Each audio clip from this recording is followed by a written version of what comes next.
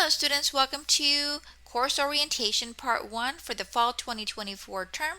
This is Dr. Mercado and I want to welcome you to this new semester. I hope all of you are well rested and ready to get started. Now in this course orientation video, I am just going to be providing general information about the courses, the structure, a little bit of information about myself, and then we will move on to Part 2 and part 3 of the orientation videos. It is important that you listen to all 3 orientation videos before you begin starting with your week 1 assignments. Okay. So, this course orientation is primarily for my online students. If you are in a traditional face-to-face class, we will be discussing all of this in class. The first day of class, but these videos are more intended towards my online students because I don't get to see you. So this orientation entails all of the classes that I will be teaching for the fall semester. I will be teaching a variety of courses and multiple sections. Some of these sections are online, some of these sections are hybrid, and some of these sections are face-to-face. Okay, so it doesn't really matter, where you stand.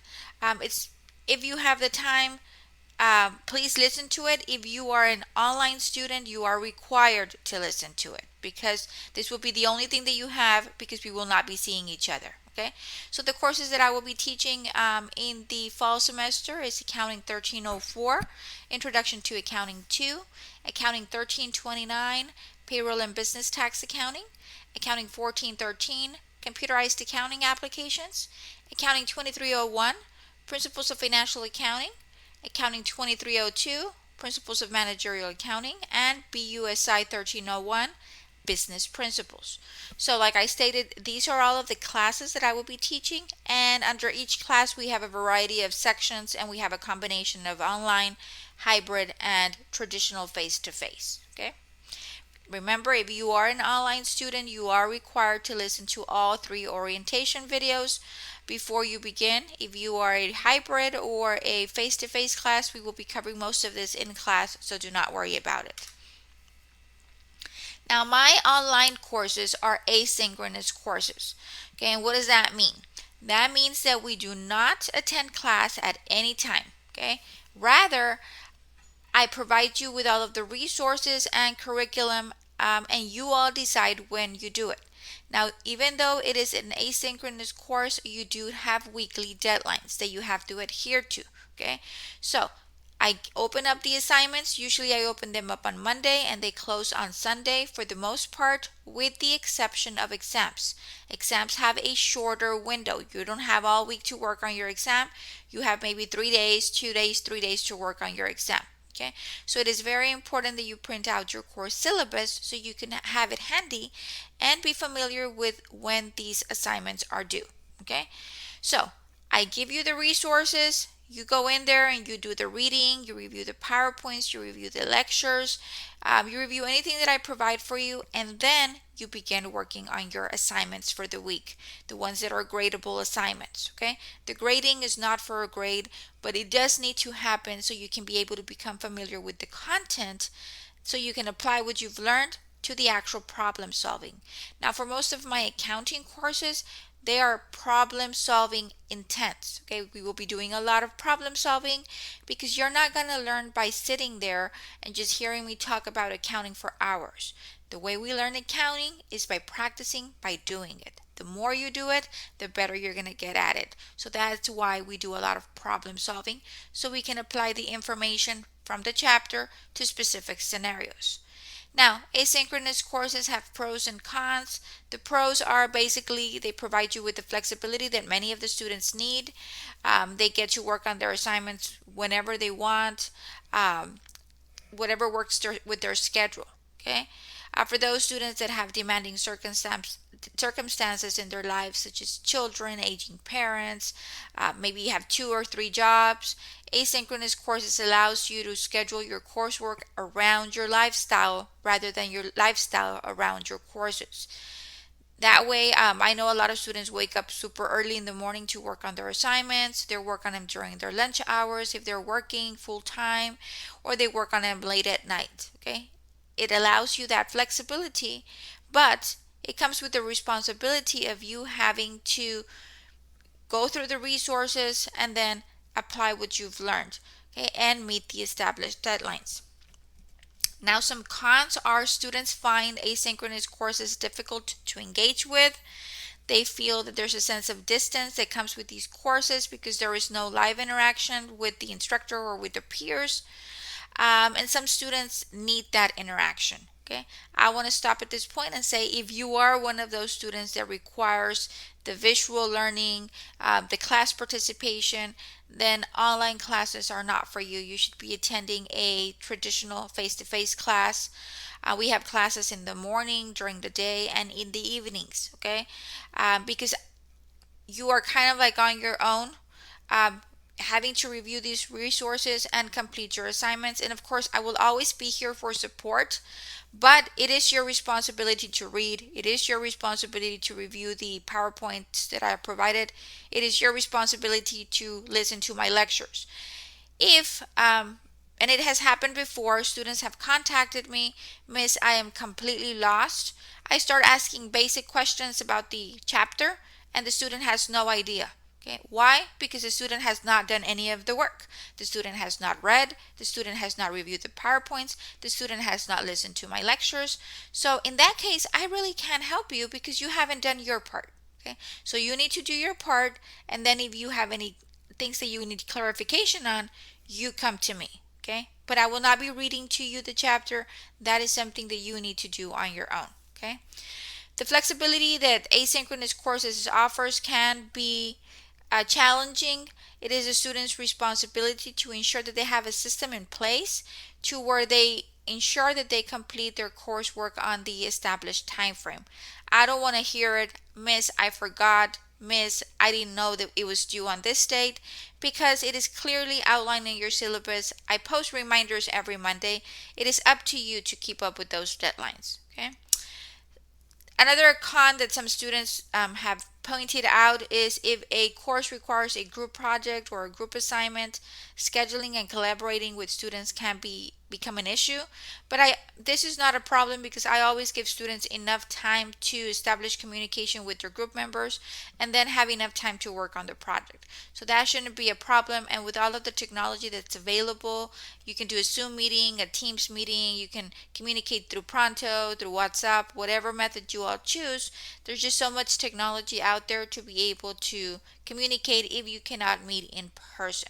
Okay, so the take on this slide is it's an asynchronous course. You get to work on your assignments on your own time and schedule, but you do have specific deadlines to meet. You miss those deadlines, you are getting a 0. Okay, so that is why I stress that it is very important for students to print your syllabus because all of the dates are clearly outlined in the syllabus. So we're going to have 3 orientation videos. This is the first one. Part 2 is going to deal with Blackboard, the Blackboard layout, the Start Here module, the course content, messages, announcements, and the gradebook. Okay. Then we're going to have a combination. We're going to have 2 separate lectures, one for my Cengage courses and one for my SIPNet courses. Okay. So we're going to go through what is Cengage or SIPNet, how to create our account, how to access Cengage or SIPNets, the assignments, the gradebooks, and the resources within each of those. Now, let me go back. For any student taking Introduction to Accounting 2, Payroll and Business Tax Accounting, Principles of Financial Accounting, Principles of Managerial Accounting, and Business Principles, we will be using Cengage. The only course that uses SIPNet from McGraw-Hill is Accounting 1413, Computerized Accounting Applications. So I will be, once I create the courses, I will be posting the 3 videos to the course where it applies. So if you are taking a class that uses Cengage, you will have the Cengage video. If you are a class that uses SIPNet on your orientation, you will have your SIPNet video. So you don't have to worry about looking anything. Everything will be uploaded for you in Blackboard. Okay. And it is very important that you listen to these videos because a lot of your questions will be answered in those videos. Okay. So sometimes, Miss, how do I create my account in Cengage? Well, have you listened to part 3 of the orientation? No? Well, then go back and listen to it because I explain it there how to create your account. Okay. So these videos are intended for a purpose, to explain things to you, to give you information. So please watch all of the 3 videos. Okay. So for those students that have never had a face-to-face class with me, this is what I look like. I've been a full-time instructor here at South Texas since fall of 2014. So this will be my 10th year working at South Texas College. I'm super excited. I love what I do. I love developing courses, helping students. I really enjoy my job. Okay. So I'm going to give you a little bit of rundown of my education. To start off with, I am the first one in my family to go to college. I am originally from Reynosa. I was born in Reynosa, Tamaulipas, and I've been here most of my life. I think I was brought here to the La Jolla area. That is where I'm from. I've been here all of my life. Maybe when I was like 4 or 5, and I've been here ever since. Okay, so I'm very happy, having come from 2 parents that did not have any education, to have been able to complete my PhD. So it's been a great accomplishment for me. I started, like most of you, here at South Texas College. Back in the day, it was South Texas Community College. I started off with an accounting clerk certificate. I didn't really quite know what I wanted to do with my life, so I started taking accounting courses and I fell in love. So I started with my certificate. I moved on to getting my Associates of Arts in Business Administration in August of 2004. That is basically what is known now as the transfer plan. I transferred out of STC because, of course, we don't have a business or an accounting bachelor's degree. So I transferred out to the University of Texas Pan American, and I continued where I earned my bachelor's in accounting in December of 2006. So my bachelor's and my master's are both in accounting, and they're both from the University of Texas Pan American. And then during all of this time that I'm going to school, I was working full time, like most of you are, so I know the feeling, okay? Um, I know how difficult it can be. I had children. I have 2 daughters, 2 biological daughters, which I had during the process I was getting my education. I adopted 2 boys, so I have a total of 4 kids. So it has not been easy, okay? It's been endless nights where I have to figure out, and I have to sacrifice my weekends to do my homework, waking up early, staying up late, having sick children and having to be in the hospital with them. I understand. Okay, I'm a very understanding person. Okay, but I'm also a very responsible person. Okay, so it's just very important that you keep up. Even if you take 1 or 2 or 3 classes, the whole point is that you do not stop going to school. Okay, if it's a difficult semester for you, take 1 class. If it's getting better, take 2 or 3 classes. By the time you know it, you will be done. Okay, so I worked in the banking industry for about 13 years. I had to do a career change because of the issue with my 4 children. It was becoming very difficult, working a full-time job. It was more than full-time. I was working about 60 hours a week, and having 4 kiddos, very difficult. So I decided to transition into education, and voila, I am here. When I started working at STC, I had more time in my hands, and I decided to go back to school. And I started my PhD. I got my doctorate of philosophy in business administration with specialization in organizational leadership in 2020. Okay, now 2020 was the most difficult year for me. That was when COVID hit, if you recall. And during that year, I lost my husband of 20 years. We were married for 20 years. He was an amazing person, and he died because of COVID. So it was a very difficult year, and I've had so many students, share with me their struggles. They've lost children, they've lost, parents.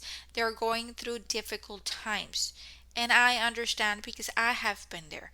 So if you are going through a difficult situation, please let me know so I can work with you. Okay, and that way we can figure out a strategy to ensure that you are able to meet your personal demands and try to keep up with your assignments. Okay, just I always encourage my students, if you are going through difficult times, just let me know and we will try to work something out. I'm here to help you out. Okay, I'm a very understanding instructor. So, this is a little bit of history. I do have experience. I worked in maquiladoras, but most of my experience comes in banking. I was a senior accountant for many years. I was a vice president, operations project manager. So, I do have work experience that I tie to my courses. Okay, so there's some instructors that all they've done all of their lives is teach. I've worked in different disciplines, and now for 10 years I've been teaching. I keep up. I do accounting on the side. I'm still up to date with accounting policies and procedures. I mean, it's just fabulous. Accounting is a major where every business needs an accountant. I always tell my students it's a very secure job. You can work in the private sector, in the government sector. There's just so many job opportunities if you are interested in going into the accounting arena. I always encourage my students to go into accounting. Now, weekly tasks. It is very important that you review your syllabus. I encourage students week number 1 to print it out and create a folder for my class. Okay? In the syllabus, towards the end of your syllabus, you will find an outline of what is going to be covered every week, as well as the assignments that are due and the specific due dates. So there's really no reason for you to miss anything because the syllabus outlines all that for you. Okay? It is imperative that you read each of the assigned chapters before working on any of the assignments. Okay? The chapters, it will take you maybe at max 1 hour to read, but that will be the foundation where you will build on to be able to complete your assignments. Okay, the textbooks, depending on the course that you're taking, provides great resources, examples that you can follow. So reading needs to happen first. Okay, there's PowerPoints available, which I encourage students that they utilize to take notes in. You can view those, print them out. They're very handy, and they review the information, key information from the chapter.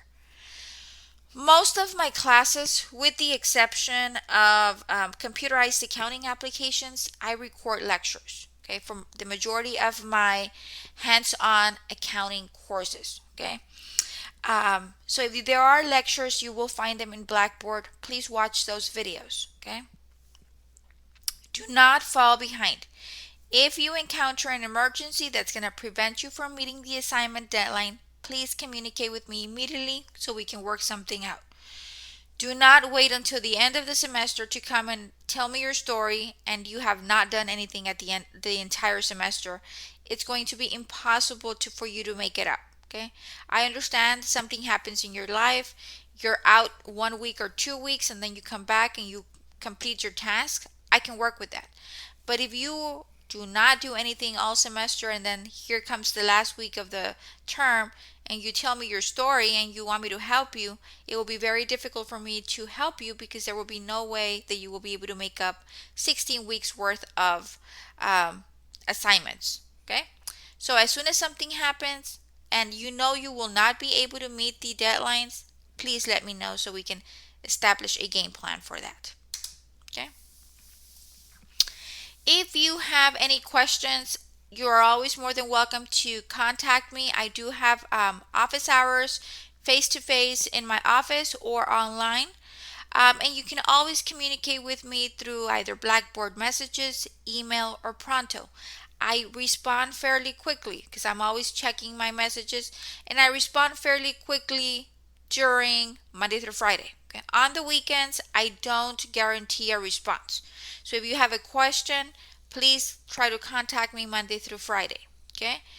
My fall 2024 office hours in campus are Tuesday and Thursday from 9 to 10 a.m. and from 1:30 to 2:30 p.m. So Tuesdays and Thursdays I will be in campus for most of the day at the Pecan campus. So if you need to catch me, you have 2 windows, one in the morning and one in the afternoon. Okay, Tuesdays and Thursdays. On Wednesdays, if you need to talk to me or discuss anything with me, I do have online office hours from 3 to 4 p.m. Please send me a message so we can schedule an appointment, because there's been situations where 4 or 5 students show up at the same time and I can't help all 4 or 5 students at the same time. So I've decided that it's by appointment basis. Schedule me an appointment, that way I can make sure that I allocate enough time for each of my students and I don't have any students waiting outside of my office, um, while I'm speaking with other students. Okay, please stay organized. Do not fall behind. I am very strict on my deadlines. We are going to be, or we are, most of you are already working. So we are professionals. We have to adhere to deadlines. We have to be responsible. So it is important that you keep up with all of the due dates. Okay. I will not grant extensions unless something out of the ordinary is happening in your life. You having to work is not out of the ordinary. You knew you had to work when you signed up for the course, so you should have figured out a way. Where am I going to work on my assignments? Okay, you should have established a game plan, have it created a calendar. Okay, this is my work schedule, and I anticipate doing my homework for this class on this day and for this other class this other day, or whatever it is. Okay, so it is your responsibility to stay organized and meet those deadlines. Okay, so no extensions, no makeups unless it's an emergency. Okay, I am looking forward to an awesome fall 2024 semester. Please make sure that you listen to part 2 of the orientation. In part 2, I am going to go over Blackboard, the layout, where to locate all of that information. So please stay tuned and go to the next video so we can learn a little bit more about the course structure and how you're going to be able to access your resources and your assignments. Okay, until then, have a wonderful day and see you later. Bye bye.